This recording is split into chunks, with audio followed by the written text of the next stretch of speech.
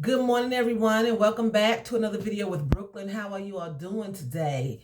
It is Wednesday, September 15th, 2021, and we're going to jump right into the article, okay? So, this article is about a young man. He shot his girlfriend in the stomach 8 times because he believed she was pregnant. Okay? It says, according to the court documents, the 24-year-old defendant has been sentenced to life imprisonment for shooting his 21-year-old girlfriend. Prosecutors say he shot her 8 times in the stomach, leaving her dead dead months after she texted him the results of an inconclusive pregnancy test. Okay? So the test didn't come back negative or positive. It was inconclusive. The 24-year-old man, by pleading down from capital to first-degree murder, 24-year-old avoided a possible death sentence on Friday. Prosecutors say he will be eligible for conditional release when he turns 65, and he's 24. His girlfriend, Allie Coastal, sent a picture of an inconclusive pregnancy test in mid-April 2019. The defendant, Brandon Threstfield, texted her that he was not ready to become a father. They no longer saw each other in person and only communicated electronically. The defendant contacted his girlfriend on July 17th, telling her he wanted to meet, but also asking about the privacy of her home. Surveillance footage showed the victim leaving a bar, and other videos showed the defendant's vehicle heading toward and then away from her home an hour later. Both phones pinged, where a deputy later found her body. The defendant from Mississippi shot her 8 times in the stomach. The defendant tried to run away to another state, but officers arrested him and found the murder weapon on him. The defendant released the following statement: I'm sincerely sorry for the pain I've caused while taking Allie from you. My actions have forever changed your lives and my family lives. I wish I could take it all back, but I can't. There is no excuse for my actions, and I have asked God for forgiveness. I hope one day that you will find it in your hearts to forgive me. Now, first off, he didn't want to be a dad. Okay. A lot of times, and I'm not saying this about Allie because I don't know the whole situation. A lot of times, guys don't want to become fathers and girls still allow themselves to get pregnant, because you have to realize it does take two to engage in intercourse, but you can protect yourself. You don't have to allow yourself, women, to get pregnant, especially by a man who tells you he don't want to have a baby. I'm not saying that happened in this case. She may not know that he didn't want to have a baby. You know, she may not have knew. So, with that being said, if you are with someone and they are telling you they don't want a child, don't have one. Protect yourself at all costs, right? But this situation right here it gets me, because a lot of times when someone does something as drastic as he did, the only time they say that they are sorry is after they get caught. He killed the woman of his alleged child because it was inconclusive and left her in an alley somewhere, left her out there and drove away. He did not care about her. He discarded her. If she was pregnant, he didn't care about the child. He left her out there in the streets somewhere or wherever he left her, and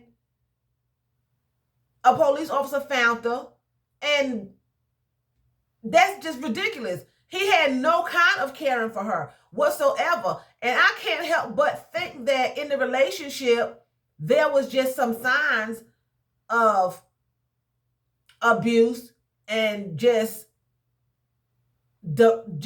disarray. Because if you think about it, for someone to jump to that drastic of a response of an alleged pregnancy, something had to be going on within the relationship that just wasn't right. You know, it wasn't all kudos, you know? And now he wants to say, I apologize. Now he wants to say, I'm sorry. I changed everyone's life. He knew what he was doing from the moment he started contemplating what he was going to do. When he called her and asked her about the privacy of her home, when he left the bar, he knew exactly what he was going to do.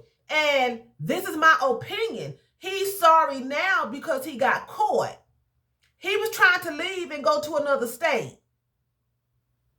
If he would not have gotten caught, he would have went on with his life, and there would not have been any apology letter or anything. Just because someone says they're sorry to you, just because someone writes you an apology letter does not mean that they have remorse. It doesn't mean that they are truly sorry. A lot of people say that they are sorry when they get caught at something. They're only sorry because they got caught. You know? And it's a sad situation because it's not even saying whether she was really pregnant or not. They didn't mention it in the article. Did they find out if she was pregnant? Because they could still tell if she was pregnant or not once, you know, they get the body taken to the morgue. They can run tests. They can see if she was pregnant. They didn't even put that in the article. So he killed her on something that he thought. That's a lot of people will kill you because they think you're cheating. You know, I read an article 2 weeks ago. A man beat his grandson to death because he thought he stole money from him. He thought he stole money from him. And the sad thing about that particular situation is he was told, they told the police officers, the family, that he had threatened his grandchildren prior. If I ever catch you all stealing from me, I'm going to kill you. So he already gave them a warning. And then 2 weeks later, he beat one to death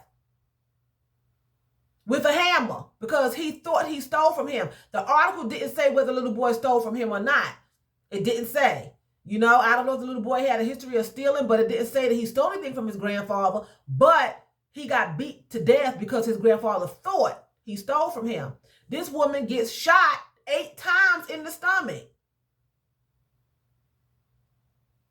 8 times because he thought she was pregnant.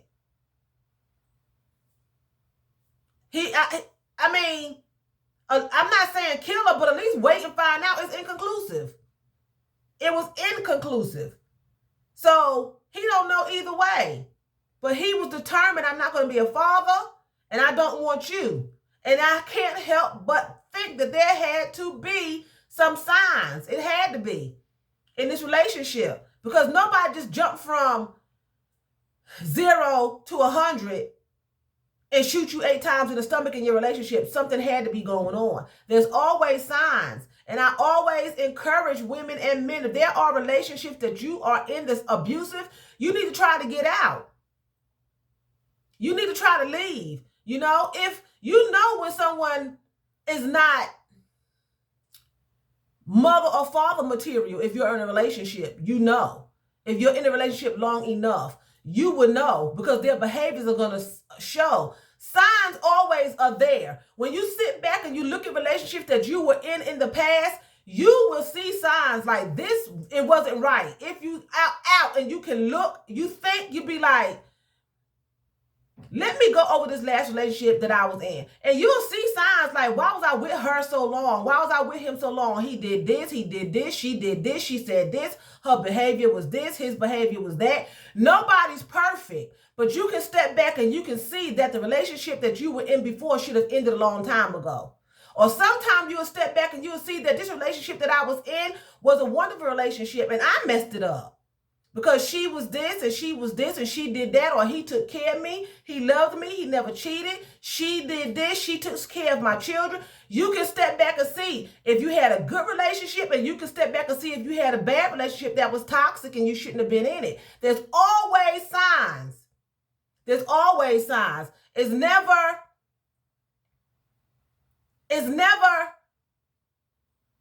going unknown if someone has some kind of insecurities or abusive tendencies.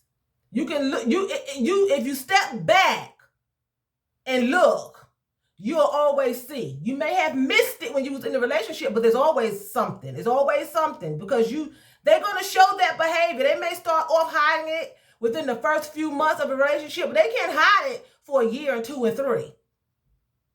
No one, because your person is going to come out. That's part of you. It's your characteristics. It's your personality. You cannot hide it. People say, well, I was with him. I had no idea that he was going to kill me, blah, blah. I mean, beat me and cheat on me. There were signs. If he cheated on you, when you met him, he might have had a girlfriend already. He might have had a wife already. It's always something. Now, you may get outsiders who will say, I never thought that would happen, because they're not in your relationship. They're on the outside. But you being in the relationship, God always gives us a warning before destruction. He always gives you some kind of warning. I don't care if you believe in him or not. He's going to give you that, because that's just the God he is. He always gives you a notion that something ain't right. You could be walking down the street past a dark alley and you get a feeling like somebody watching me. I bet not go that way. It's always a notion. It's always a notion. And I just can't help but feel that she knew this man didn't want to have a child or something. He just didn't come and then they had seen each other, and then all of a sudden he want to meet you and he asks you about the privacy of your home. What kind of question is that? She's 21, he's 24. What about the privacy of your home? Why would you ask me that? If you don't want to talk to me in front of my family and friends, okay, I can meet you at the bar, but the privacy of the home, that was a red flag there. Who asks a question about the privacy of the home? Who's home? Who's going to be there when I get there? That shouldn't have been no issue. Y'all had already been a couple. You thought she was expecting your baby. I'm sure her family or whoever thought the same thing. If she lives by herself, then you know she's by herself. But for him to ask that question, he wanted to make sure she was alone. That should have been the number one sign right there. Why are you asking me about the privacy of my home? What is that supposed to mean? It's just crazy. It's sad. 8 times in the stomach, aiming for the baby that he thought was there. That he thought was there. Aiming for the baby that he thought was there. And inconclusive means they didn't find anything. But that don't mean that she wasn't pregnant. She could have went and had another test and came up positive. Or another test and it would have came back negative is what she should have done, to really find out. But I guess she was, just showed him the inconclusive test. I could be, could not be. But, he just jumped to conclusions and just aiming for the baby. He shot it in the belly. So I don't want this baby. If it's there or not, I'm going to kill you and the baby. I don't want the baby. In the belly 8 times. He was making sure that she did not give him a child. And this didn't just happen. This was in his heart. When actions come out of a person, that's something that's already down in them. It's embedded in them. It don't just come, boom, I'm going to shoot somebody.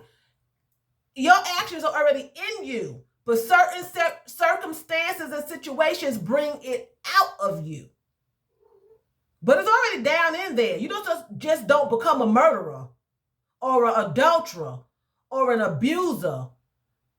You have those tendencies down in there already, and certain situations bring them out, and that triggered it.